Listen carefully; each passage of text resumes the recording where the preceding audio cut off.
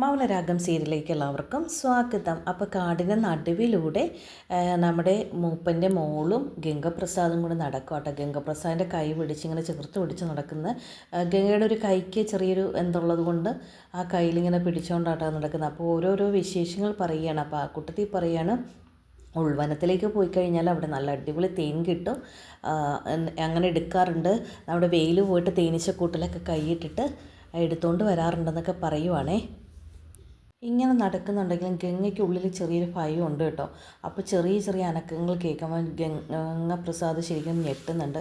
അപ്പം അനക്കം കേട്ടപ്പോൾ ഒന്നും പേടിക്കണ്ട, ഇങ്ങനെ ഒന്നും പേടിക്കണ്ട എന്നും പറഞ്ഞിട്ട് അവളിങ്ങനെ നടക്കുവാണേ. എന്നിട്ട് ആ കുട്ടി പറയുവാണ്, ഈ സമയത്ത് മൃഗങ്ങളൊന്നും അങ്ങനെ പുറത്തിറങ്ങാറില്ല ഈ സമയത്ത്. പിന്നെ ചെറുതായിട്ട് എന്തെങ്കിലുമൊക്കെ പോകുമ്പോൾ ഈ കരിക്കലകൾ അനങ്ങുന്ന ശബ്ദമാണ് എപ്പോഴും കേൾക്കുന്നത്. പിന്നെ കാറ്റടിക്കുമ്പോഴും കരിക്കലകൾ അനങ്ങുന്ന ശബ്ദം കേൾക്കുമല്ലോ. പക്ഷേ ഗംഗയ്ക്ക് ഭയങ്കര ഭയമാണ്, കാരണം ഗംഗ ആരാന്ന് ഇവർക്കറിയില്ലല്ലോ. അപ്പോൾ എന്തായാലും കുറച്ച് കാലം ഇവിടെ നിന്ന് ഇതൊക്കെ മാറിയതിന് ശേഷം മാത്രമല്ലേ ഗംഗയ്ക്ക് തിരിച്ചു പോയി കൊല്ലാൻ സാധിക്കുകയുള്ളൂ. അപ്പോൾ ശരീരത്തിൻ്റെ ആരോഗ്യം വീണ്ടെടുക്കാൻ വേണ്ടിയിട്ടാണ് ഗംഗ ഇവരെ സോപ്പിട്ട് ഇങ്ങനെ നിൽക്കുന്നത്. അതാണല്ലോ ഫോറസ്റ്റുകാരോടോ ആരോടൊന്നും പറയേണ്ട, ആപത്താവും എന്നൊക്കെ പറഞ്ഞ് അവൻ ആഗ്രഹിച്ച എന്താണോ അതൊക്കെ തന്നെ സംഭവിച്ചിട്ടുണ്ട്. അപ്പോൾ ഇവരാരോടും പറയില്ല, കാരണം ഇവർ വളരെ ശുദ്ധരായ മനുഷ്യരും പാവങ്ങളും നല്ല സ്നേഹമുള്ളവരൊക്കെ ആയതുകൊണ്ട് എന്താ ഇവൻ്റെ ആ ഒരു ദയനീയമായ കിടപ്പൊക്കെ കാണുമ്പോൾ അവരങ്ങ് വിശ്വസിച്ചു. അതാണ് സംഭവിച്ചിരിക്കുന്നത്. അല്ലെങ്കിൽ തന്നെ മനുഷ്യരുടെ മണം പിടിച്ചു കഴിഞ്ഞാൽ മൃഗങ്ങളൊക്കെ ഓടി രക്ഷപ്പെടുകയാണ് ചെയ്യുന്നത്. ഈ പുലി പോലും അങ്ങനെയാണ്, ആക്രമിക്കാൻ വേണ്ടിയിട്ടൊന്നും വരില്ല എന്നൊക്കെ അവൾ പറയുവാണേ. ശരിക്കും പറഞ്ഞാൽ മാനിനെയും കാട്ടുപോത്തിനെയൊക്കെ ഓടിച്ചിട്ട് പുലിക്ക് പിടിക്കാനാണ് പാട് എന്ന് പറയുവാണ്. കാരണം ഗംഗയ്ക്ക് ഇങ്ങനെ ടെൻഷൻ പിടിച്ചാണ് കേട്ടോ ഗംഗ നിൽക്കുന്നത്. ശരിക്കും പറഞ്ഞാൽ പുലിക്ക് മനുഷ്യരെ പിടിക്കാനാണ് എളുപ്പം. ഈ മൃഗങ്ങളെ പിടിക്കുന്നതിനേക്കാളും വളരെ എളുപ്പത്തിൽ പിടിക്കാം.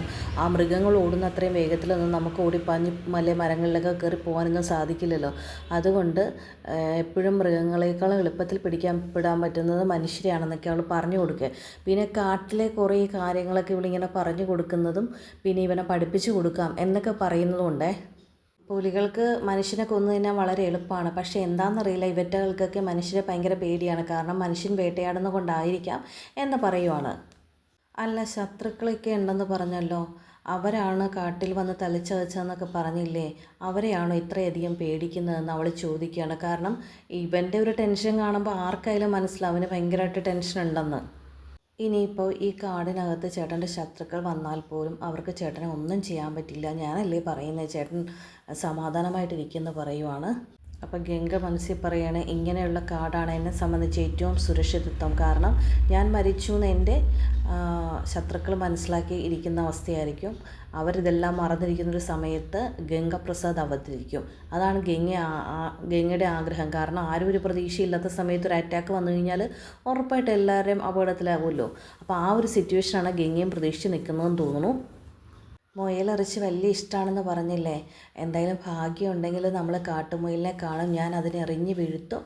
അപ്പോൾ നമുക്കത് വെച്ചിട്ട് ഫുഡ് കഴിക്കാമെന്നൊക്കെ അവൾ പറയുവാണേ.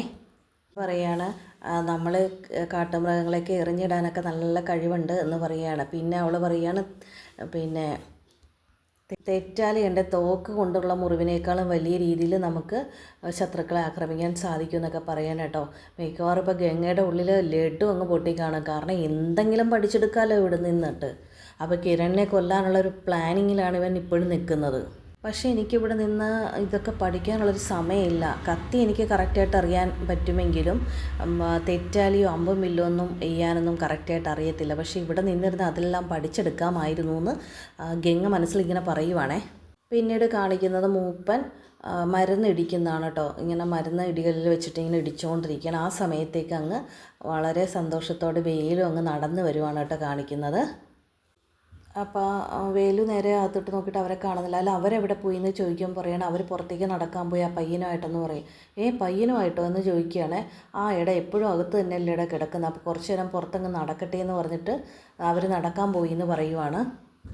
അപ്പോൾ അവൾ കൈ പിടിച്ചങ്ങ് നടത്തുവാണെന്ന് പറയുമ്പോൾ വേലു ചോദിക്കുകയാണ്, അല്ല അതിനായിരുന്നു എന്നോട് പറഞ്ഞാൽ പോരെ, ഞാൻ കൊണ്ടുപോവില്ലായിരുന്നു എന്നൊക്കെ പറയുവാണ്.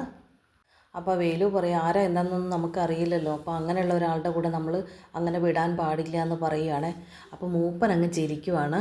അപ്പോൾ മൂപ്പൻ എഴുന്നേറ്റിട്ട് ചോദിക്കുകടാ, വിട്ടാൽ എന്താടാ കുഴപ്പം, ആർക്കും അവളെ ഒന്നും ചെയ്യാൻ സാധിക്കില്ല എന്ന് പറയുവാണ്. അപ്പോൾ വേലു പറയണേ നമുക്ക് ഈ വിനായകനെ പറ്റി ഒന്നും അറിഞ്ഞൂടല്ലോ മാമ എന്ന് പറയണേ. അപ്പോൾ അങ്ങനെ എന്തെങ്കിലും അറിയാമെങ്കിലല്ലേ നമുക്ക് അയാളെ വിശ്വസിക്കാൻ പറ്റുള്ളൂ എന്ന് പറയുക. അതും ശരിയാണ്, അവൻ പറയുന്നത് ശരിയാണല്ലോ. ഒന്നും അറിയാത്ത ഒരാളുടെ കൂടെയല്ലേ അവളെ കാട്ടിൻ്റെ കാടുകളിലേക്കൊക്കെ ഇവിടുന്ന് ഇങ്ങനെ നടക്കാൻ പോയത്. എന്തെങ്കിലും ഉപദ്രവിക്കുമോ എന്നൊക്കെയുള്ള പേടി ഉണ്ട്. പിന്നെ അവൻ കെട്ടാൻ പോണ പെണ്ണിനെ വേറൊരാളുടെ കൂടെ നടക്കുക എന്ന് പറഞ്ഞാൽ അവൻ ഇഷ്ടപ്പെടുമോ?